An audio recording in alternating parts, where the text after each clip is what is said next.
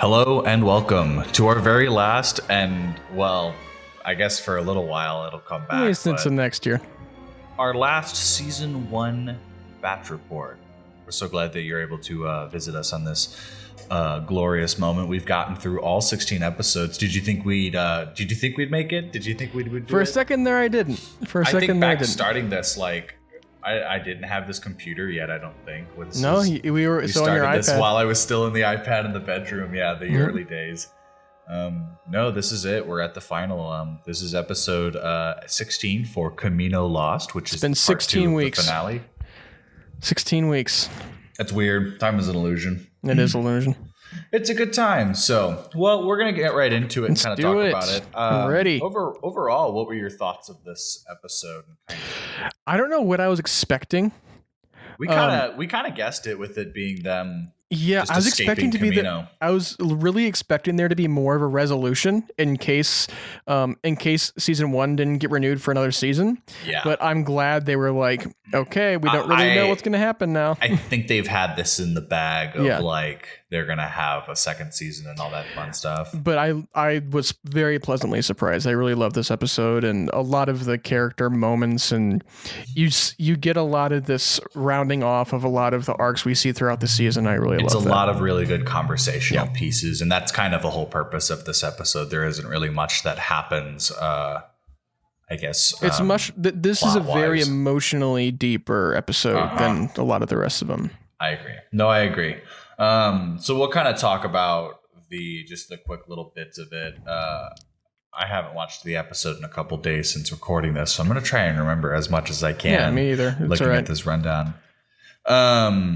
So we pick right back up, and it's literally in the midst of Kamino falling apart, and it is just very brutal and very dangerous. And the whole elevator shaft scene when the building fell. Mm-hmm. I was reading on Twitter, the Kiner brothers who composed this talked about how the scene of the building falling and then hanging off of it was the last piece that they composed for the show. And they said it was the most emotional to them, just kind of rounding it off, because they really hint a lot about like Kamino's music themes from Clone Wars into the Bad Batch, and just how emotional it was, like composing that goodbye and listening to it too. That's a beautiful piece. It's really emotional to watch too. Oh yeah, absolutely. Just that the drowning of it was very heartbreaking, heart-wrenching. Both. I'm excited for that second. Only episodes 1 through 8 have the music released, so I'm ready for the rest of them to be released, because these last 2 episodes have had really, really stellar music. So the building falls, and in the building, I know it's more kind of like a quick, I guess, action scene, but the scene of Omega and Crosshair, the room they're in is flooding, and they gotta get him out. And I really love that Omega instantly just tries to help Crosshair. It doesn't matter. That's why I love her so much. She's so selfless, so pure. Yeah, I think she is like, if all of the Bad Batch, she is like a mix of all of them, but if they weren't grumpy and kind of, I just love that she is this pure of heart, just like good natured to the very core. And being a clone is like, it's, how could they manufacture someone like that? It's I really, that moment made me love Omega so much more, and I already loved her a lot. So I agree. I love a lot of these moments that we get with Omega and seeing her humanity a lot. Yes, and that's kind of the theme of this this episode, is discussing where your humanity is prioritized. Where your humidity is prioritized. I'm gonna say like 50%. That's hot. So the building drowns, and they end up on the secret tunnel for the secret lab, conveniently, which I thought was kind of funny. But they, are working through the tunnels, and it starts kind of cracking, and it's dangerous. And the big fish monster shows up, the alligator thing. That was like, there's always a big fish. I remember seeing it, like, it's the shot where it swims at them, and I yelled. I was like, holy! Freaked out. No, another really good scene in this is when Wrecker snaps at Crosshair. we would have taken you. That we still would have taken you. Hit me to my core. Like just the look he gives. And it was like even Wrecker, like who was shot by Crosshair, is still like, we would have taken you. Like it's we would have. Yeah. Yeah. It's like Wrecker also kind of feels betrayed by Crosshair because I don't know. I feel like a lot of the Bad Batch, it's like a two lane street here because on one hand, Crosshair feels betrayed because they never, went back to retrieve him. Right. But on the other hand, the Bad Batch kind of feels like Crosshair didn't, because Crosshair's always been this, good soldiers follow orders. He always has to have somebody kind of telling him what's right and wrong. And I think the Bad Batch kind of feels like, well, like, why didn't you resist more? And that's kind of a jerk point of view, but like also, I bet that wouldn't have happened to Wrecker. That wouldn't have happened to Hunter. I think that it's because Crosshair was also so, he was so into the order and, being this following orders kind of clone soldier. I think that's kind of the Imperials took advantage of that. I think it was the realization for everybody that Crosshair prioritized stability and order, whereas the group prioritized the group. And it was really about the people that they were with rather than who was calling the shots. And then they realized what was happening with who was calling the shots. And also, sorry to cut you off, but also knowing that his chip is no longer in him and he's still doing all of this stuff. Right. That's like kind of heartbreaking for them too. And I think that was kind of the thing, was that I bet you the whole time they were afraid that Crosshair was gonna just be, kind of like what Wrecker was, just this animal and just, just want to have to kill them no matter what. So they were like, how do you solve that, especially with a super force like the Empire? And then Crosshair obviously had changes, but the gang didn't know that, So I think Crosshair holds ill sentiment to things that nobody was able to discuss about. And every time there was something to discuss, it ends in chaos. When do you think there was a distinct moment where they kind of hinted that Crosshair no longer has his inhibitor chip before it was revealed last episode? I guess all of the scenes of him like getting worked on in the early episodes with him on Kamino, when Tarkin's there, a lot of the early Tarkin stuff, I guess that's when they removed it, but I don't necessarily believe that it's gone. I think it's still there. And I think the reason it's still there is because he still says good soldiers follow orders, And I think while he's convinced himself that this is just like how he is, I think the Empire's lied to him. As like a stronghold against him. So he thinks it's all free will, but it really isn't.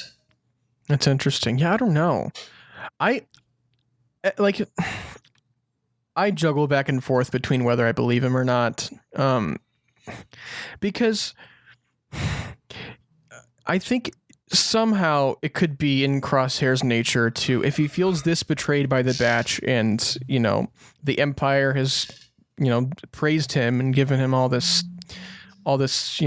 power essentially, that he kind of feels like, oh wait, this is actually, this is what I want, not having to follow these goons and doing whatever they want. And, because Crosshair has always kind of been like a little bit of an outsider in the Bad Batch anyway. But it's, I wrestle with that, but I also wrestle with like, why would he immediately, after knowing what the Empire did to him to, do all this stuff, why would he be on their side still? Yeah. Because they already breached his trust in, his free will, and he wasn't given a choice. Yeah. And that's where I struggle. So I really don't know. I could see it happening both ways, that he did lie about it because the chip is telling him to, or if the chip's really gone and he was feeling like that. So yeah, I don't know. Yeah, and maybe even with the chip being gone, he still like agrees with his conscious decision, you know? Like if he thinks it's free will, I guess to a standard it is free will, he is making some kind of decision, even if that decision, I guess, is influenced. And I think he's the kind of character in person he doesn't want to have to figure out. I heard this. I heard Alex Damon from Star Wars Explained talk about this, how he doesn't want to figure out the answer to what is right and what is wrong. He just wants to be told what is right and follow that order instead of having to figure that kind of thing out for himself. And I think that also leads me to believe that is why he is telling the truth about his chip being gone, and that the reason why he is so loyal to, or pushing the Empire thing so much and saying this, good soldiers follow orders thing, is because he feels betrayed by the Bad Batch. He genuinely believes it. And genuinely believes it. Yeah. I think too is that we were kind of seeing the opposite of this with like Captain Hauser, and I think if Crosshair's chip is still inside, and this is his influenced but conscious decision that he wants to side with the Empire, it shows that it also doesn't work with Hauser, and I think that's what we expected. So it was more of the twist that it does work, even if it is or isn't gone. I don't know. I kind of agree. It really can be either which way. Yeah, I'm not. I mean, I'm probably gonna back and forth for the next year or so, just trying to figure out. Thinking about it. Yeah. So, all right, well, let's move on. Yeah. So they get to the lab, and the lab's sealed off. They're trapped in there as well. So they come up with this pretty gnarly escape plan. This is very Bad Batch of them to do. Yeah. I like how it always got the radical stuff, was when they did a crazy plan and you were like, all right. And then you were like, oh, wait, this is kind of the people who would be doing this. So, but the whole medical tubes and going up to the surface, and we sort of lose AZ, and he is saved as well as Omega by Crosshair, which I like that he's got good free choice to do what's in the moment, right? Yeah, but I think any of the other members of the Bad Batch would have just let AZ die. Yeah, and the fact that Omega sees AZ's, I guess, sees AZ as a friend, even though he's just this, this mechanical droid. It says a lot about Omega, and it says a lot about Crosshair with, his reaction to save Omega. That's another reason why I sort of believe that he really doesn't have the chip. Yeah, that's true. But that's a good point too. So the episode ends where they give Crosshair the choice to go with them or not, and he decides to stay. I saw a TikTok that was day 3 of Crosshair still waiting for the Empire to pick him up, and it's just some dude sitting on the platform. But yeah, so they leave, and also, wasn't it weird to see sunlight on Kamino? Yeah, it was weird. That was strange. It was weird not seeing rain and like. Yeah, and it not being nighttime. Morning, yeah.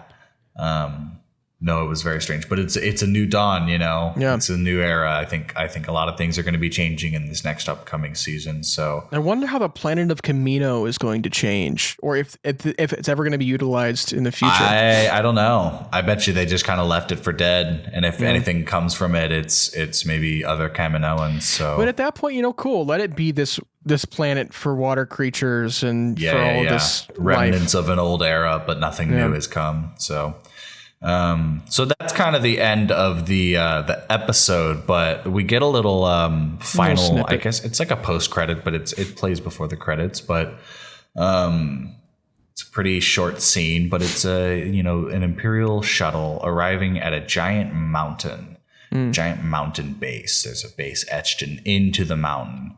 And when it lands, it's all of the clone commandos. And there's a ton of new stuff. There's a ton of stuff that I saw kind of explaining all this, but I'm kind of talking about the scene. And off the shuttle comes Nala Se from Kamino, who was the scientist that Admiral Rampart decided to keep. And we meet an Imperial scientist who wears the same garb as Dr. Pershing from The Mandalorian and the Kaminoan kind of outfit and symbol. And, she talks about, we have great plans for you here. You know what I think it is? So I was like, here's what I've discovered, and here's kind of what I've seen.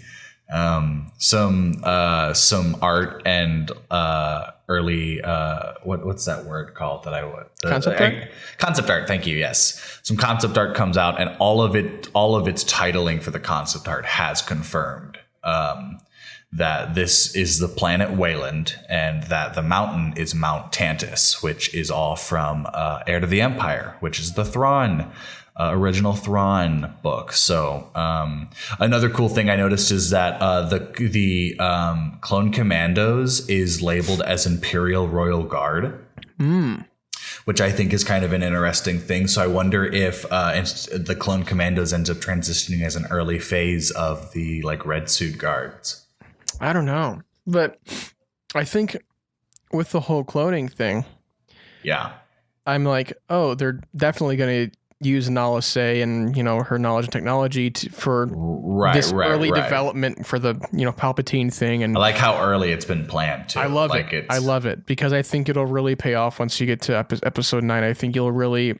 Understand. You'll understand. I think you might feel a little bit better if you know that we did set this up with. I mean. I think we're going to see a little bit more setup with that in The Mandalorian too, with Moff Gideon and all that. I'm just going to talk about how this kind of feels into my theory that Thrawn is going to be the one who starts the First Order. Because I think Moff Gideon works for Thrawn. And that's why Moff Gideon has newer ships. He's got, folding TIE fighters. And essentially, he is responsible for initiating the First Order and this cloning process. Now, I haven't read Heir to the Empire. I'm going to after I finish Bloodline. How close are you getting on Bloodline? About halfway. I not really. I've got like maybe 200 pages left. Casterfo is on Daxam 4. That's what's happening right now. All right, so gotcha. so I'm in the gut. Some stuff has happened. But if, because from what my research, Mount Tantus is all about the cloning. It's a cloning facility, or at least it's a secret lab for the Emperor. And one of the top productions they have there is cloning. Yeah. But that's legend stuff. So obviously they'll change that, how that works. But this kind of plays into, I think this is how they'll introduce Thrawn, is in the in-between years of, live action Thrawn is the in-between years, and how he's been, I think, secretly building the First Order since he's been gone. And not like the Empire's defeated. They're all kind of like... Maybe he is integral in not the First Order, but in the Emperor's kind of contingency with the Final Order in The Rise of Skywalker. That's fair, yeah. That's also a good point. I didn't necessarily consider that, because he probably uses the facade of Snoke and Kylo to build the First Order so he can really ramp up Final Order stuff. Yeah, that makes sense too. I can see that as well. Because I could see him, being part of the development of those planet-destroying Death Stars and that kind of thing. Not Death Stars, Star Destroyers, sorry. Well, and that's kind of, the whole lady from The Mandalorian that Ahsoka fights. Bless you. Sorry, I'm sneezing all over the place. I've been having to sneeze for I keep seeing you dip away. I'm like, oh, here it comes. That's funny. No, she's a Starfleet designer. So that kind of gives me the reason. I think that connection is where I take it from Moff Gideon, is that he's getting the technology to keep ramping up the Empire for the First Order, and that's how that progresses. And Thrawn is getting private designer and contractors like this woman from that Ahsoka fights. I can't think of her name. Yeah, I can't think of her name either. Was it the magistrate they called her? Yeah, something like that. That's actually really close. Yeah.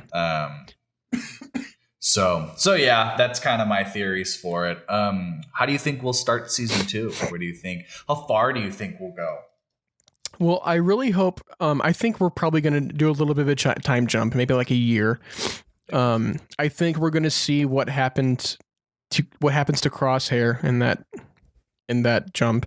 Yeah. And I think the Bad Batch honestly might be back with Sid. Doing stuff with Sid. I think season 2 is going to be very underworld centered. Yeah. It's all going to be about crime lords. I think. Although I want the stakes to be really high, though, if we are going to do that. I think so too, and I think they're going to bring Maul in. You think so? I think not initially, and I don't think he'll be a main villain, but I think the goal is going to be the main bad guys will be Crimson Dawn, if not the Hutts, or the Pikes. Because I think Roland Duran's going to come back. I think something's going to happen I think that's going to involve Crimson Dawn, and the Batch has to, fight. Maybe not fight Darth Maul, but like they get involved with that like business side of it. And because I think this is kind of their opportunity to give us a lot of Crimson Dawn content, because there isn't a lot, Yeah. And like Crimson Dawn in its heyday, and in this era that Solo kind of hints at. And to involve the Bad Batch in that would be really cool. It would be really cool. Yeah, I was thinking that too, of like, it's really cool that they insert the Bad Batch at very pinnacle moments. Kanan Jarrus's kind of 66 moment, the literal defeat of Kamino, like they were there, Hera saving her family, and like the change of Ryloth, and so a lot of integral moments. I think they'll kind of keep doing that and putting the Bad Batch into specific moments that we are all recognizable about, but have enough that they can still tell details and stories about it. I think we're going to see an older Omega. I think she'll be a little more battle worn, and I want her to have a Bad Batch armor, like a set outfit. Yeah. I agree. Which kind of I think I would jump at most like 2 to 3 years. I think they have that room, because I would assume that these are like, it's focusing on showing how the Empire has progressed, so every jump there's like new things are going on. So I could almost expect, like, by season 2 starting, you think we'll get stormtroopers, or do you think I think so. I think we'll see early stormtroopers. I think we might see like an early concept of like maybe like another phase, like another like armor style that they haven't yet gotten to. It would be kind of cool. Also, I don't know if this would be. No, probably not. But I don't know if there's a way they could tie in with Kenobi, because it would be releasing around that time. That's kind of what I was thinking cool. too. Was maybe if they tie in with Andor, would be even really cool too. That'd be cool. Yeah, I don't know. I think there's a lot that's going to be coming. I think there's some plots that they're setting up that are going to be really fun and are going to bring the show to its own. I think they're really going to dig. I think they're going to dig more deep into the cloning thing too, with Nala Se and her fate. Yeah, and kind of explain where that's going. So, thank you guys for listening. This has been a fun show, and while there won't be any more episodes for the time being, we will obviously pick it back up when season 2 starts, whenever that may be, probably next year at some point. Check out our normal news show, which is always released on Thursdays, and you can follow us on our social medias. Our Instagram is at Through Imperial Podcast, and then Through Imperialize Podcast, and then our Twitter is at Imperialize Pod. You almost got it.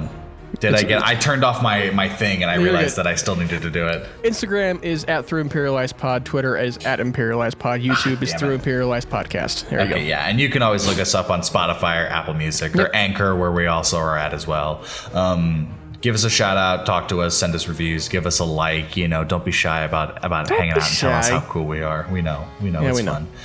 You can follow me on Twitter at Quackson Scaling. That's QUACKSON, and scaling like the triangle. And then follow my photography Instagram, which is at Daleen DALEN_photography. Braydon, what about you? What are your socials? As always, you can find me on the Instagrams at braydonleadbetter, and on Twitter at braydonleadbetter, and on Letterboxd, see what I'm watching, see what I'm reviewing, at BLeadbetter.